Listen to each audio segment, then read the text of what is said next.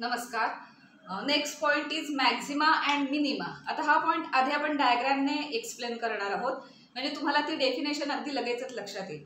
अगदी सिंपल आहे. मॅक्झिमा आणि मिनिमा या वर्डमध्येच त्याचं मिनिंग आहे की मॅक्झिमम पॉईंट आणि मिनिमम पॉईंट. म्हणजे एखादा फंक्शन असेल त्याचा मॅक्झिमम पॉईंट कोणता आणि त्या फंक्शनचा मिनिमम पॉईंट, म्हणजे मॅक्झिमम फंक्शनल व्हॅल्यू कोणती आणि मिनिमम फंक्शनल व्हॅल्यू कोणती, एवढाच फक्त त्याचा तो कन्सेप्ट आहे.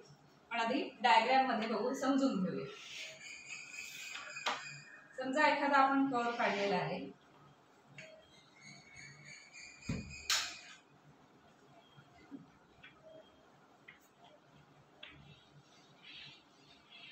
असा कुठला तरी एक कर्व आहे. आता याच्यात मॅक्झिमा आणि मिनिमा म्हणजे काय ते आपण बघणार आहोत.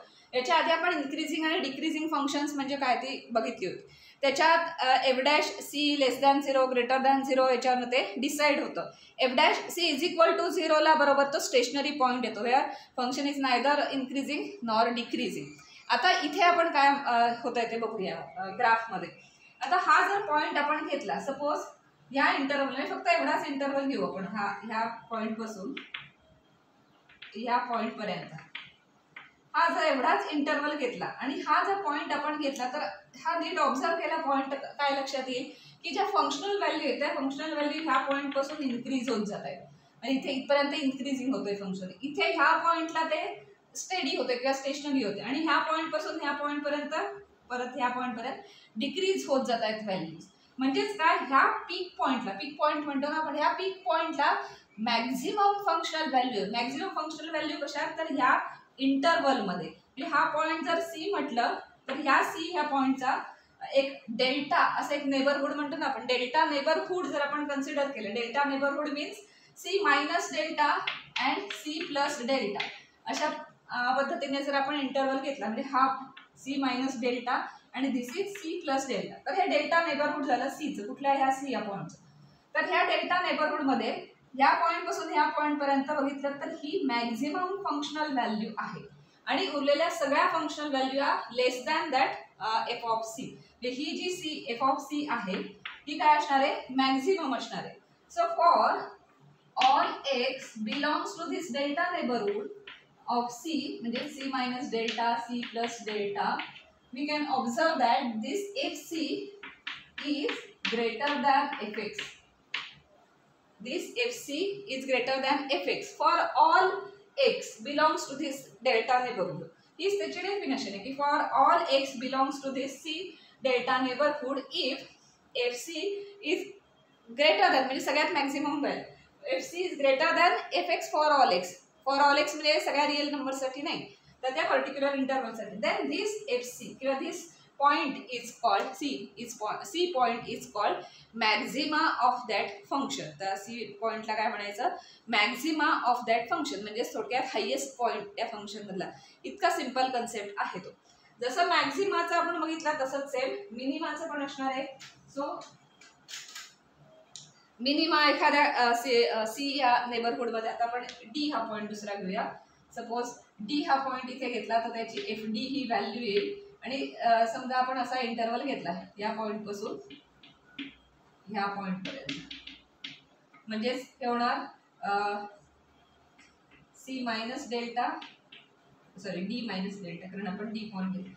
डी चा delta neighbourhood D minus delta आणि इथे असणार आहे D plus delta.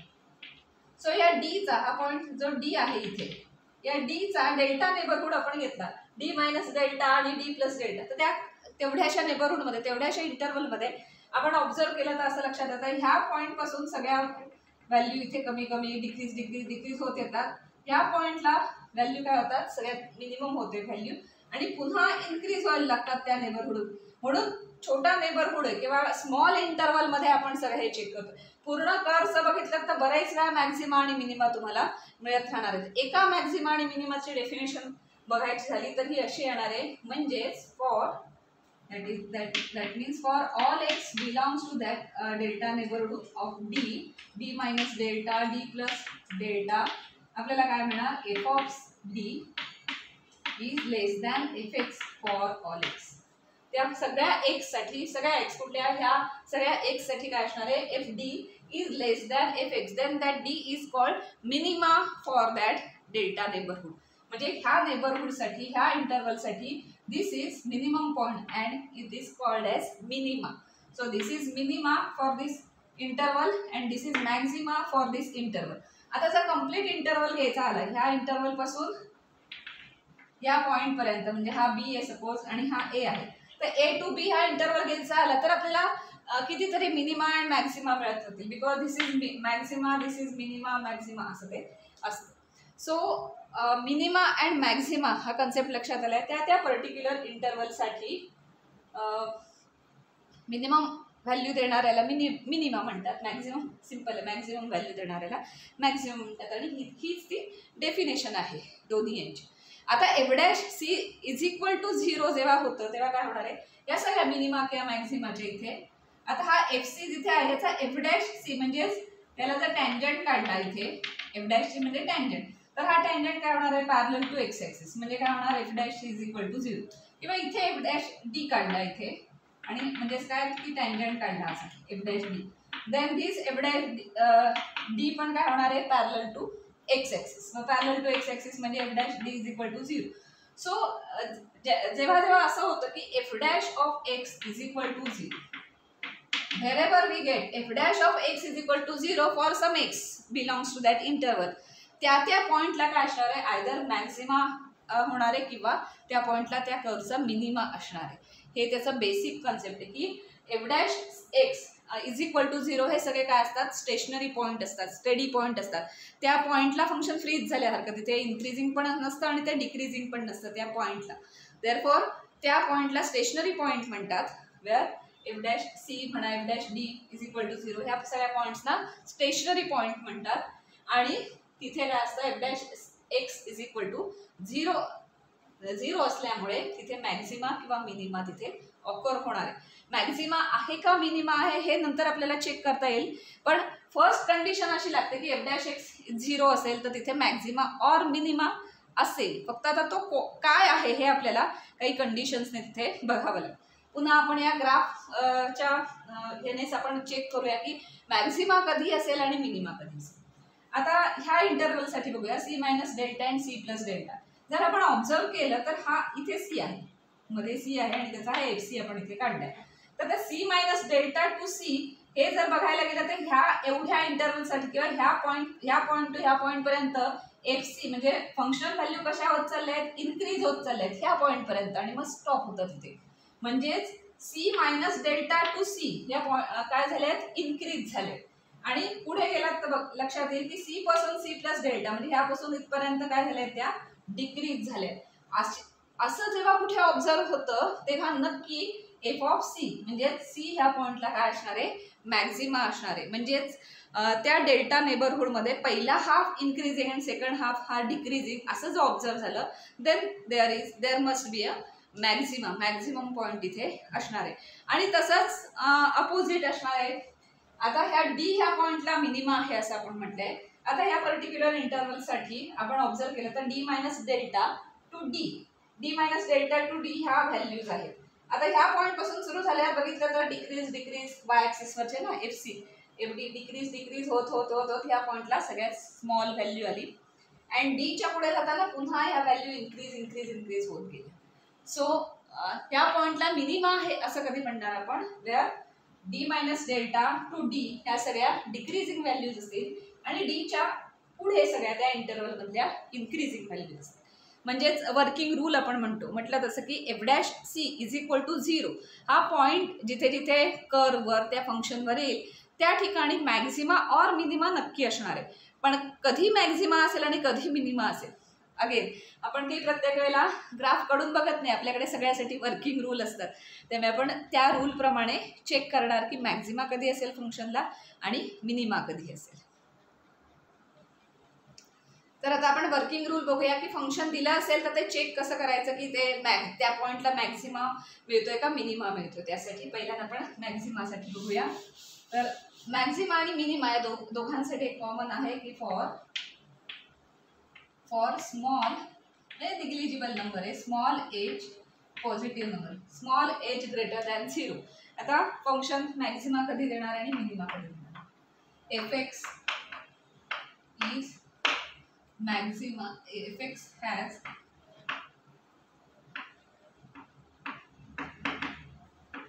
at x is equal to c.